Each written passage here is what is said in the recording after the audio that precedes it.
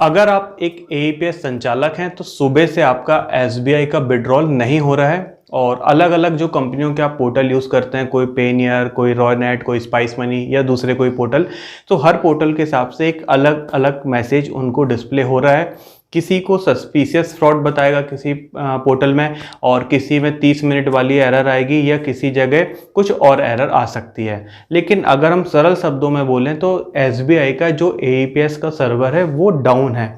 बहुत सारे रिटेलर ऐसे भी होंगे जिन्होंने मल्टीपल टाइम ट्राई किया होगा तो उनका विड्रॉल हो भी गया होगा, 100 में से 1-2 ट्रांजैक्शन हुए भी हैं, ऐसा नहीं है कि नहीं हुआ है। लेकिन समस्या ये आ रही है कि जो हमारी डाउनलाइन के रिटेलर हैं वो लगातार मैसेज कर रहे हैं। तो पहली चीज़ तो ये दोस्तों कि जब भी कभी इस टाइप की चीज़ें होती हैं तो आप लोग बार बार जो मैसेज करते हैं कि एसबीआई का इशू है क्या, इशू है क्या, तो इशू होगा तभी तो वो पैसा विड्रॉल नहीं हो रहा, तो पूछने की बात नहीं बनती है। फिर भी चूंकि लगातार कमेंट आ रहे थे तो मुझे लगा कि चलिए बता देते हैं।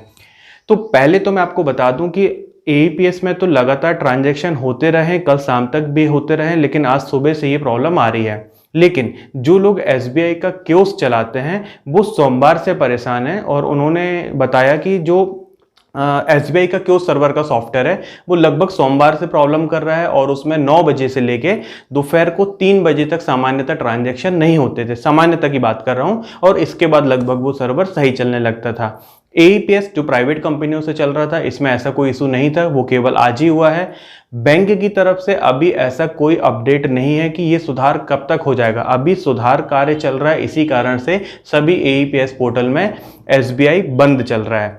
तो आप थोड़ा सा वेट कर लीजिए और मेरा तो सजेशन यहाँ रहेगा कि आप कस्टमर को आज तो मत बुलाइए जब तक आपका सर्वर नॉर्मल ना हो जाए, क्योंकि यदि विड्रॉल के दौरान कस्टमर का ट्रांजैक्शन फेल हो जाता है और उसके खाते से पैसा डेबिट हो जाएगा तो नॉर्मली 5-6 दिन में ये वापस आता, लेकिन कई बार जब इस प्रकार के सर्वर के मेजर इशू होते हैं तो 10 दिन से लेकर 15 दिन भी लग जाता है, फिर आप लोग परेशान होंगे।